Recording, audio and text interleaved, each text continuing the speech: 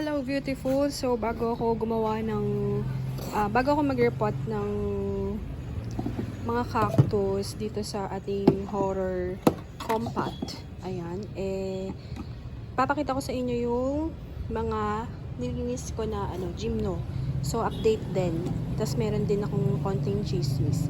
So ito, makita niyo meron pa rin siyang mini bag. So inalcohol ko na to. Then, dito kasi nakalagay ito. So, dito sila nakalagay.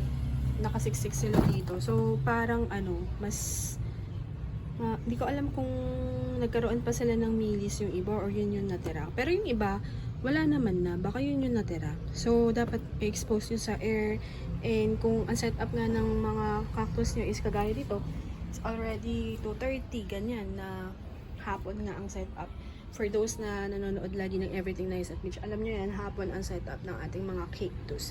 So again, sa mga new viewers, kailangan sanayin nyo sila sa araw bago nyo pag-decide na gusto nyo din ng hapon na araw. Kasi kapag hapon, mas makulay sila and mas nagagalit yung kulay. Mas na-stress sila lalo na kung may araw. Pero kung paulan-ulan, medyo nawawala yung stress ng gymno. So, ayun, ito yung update natin.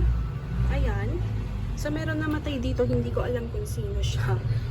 Pero na maalam na siya, and then yun, nag-order na ako ng Nauro at saka ng copper fungicide. So habang hinihintay ko yung order is i-re-repot ko na iba dito, tapos ayun, so dapat naka-expose sila sa sun, tapos naka-araw pa rin sila. Oo, kahit na inaprot ko sila, naka-araw pa rin sila kasi kapag tinanggal ko sa araw to, tapos nirepot ko, tapos pina-araw ko na naman, tendency mamamatay. Magiging weak sila. Ganun. So, depende yan sa pagsasanay nyo sa mga plants nyo, ha. Again, yun yung tip ko. Kung paano nyo sinanay yung halaman nyo, ipagpatuloy nyo. Okay? Kahit mag-uproot kayo. So, yun. So, abangan nyo yung mga kababalagharn na kwento natin kasi masaya to. And this is own experience and mga experience din ng mga kawork sa hospital namin. So, abangan nyo yan. At saka yung Halloween Cactus Treat, or nag-iisip pa ako ng magandang title. Ano kayo, magbigay kayo ng title na maganda for our horror special. Ayun. So, abangan. So, yun lang. And keep on touch. Thank you for watching Everything Nice at Mitch. Yun muna. And abangan nyo again ang ating horror kwentuhan. Tas iba pa yung ating pagre-repot. Tas iba pa yung Halloween decor.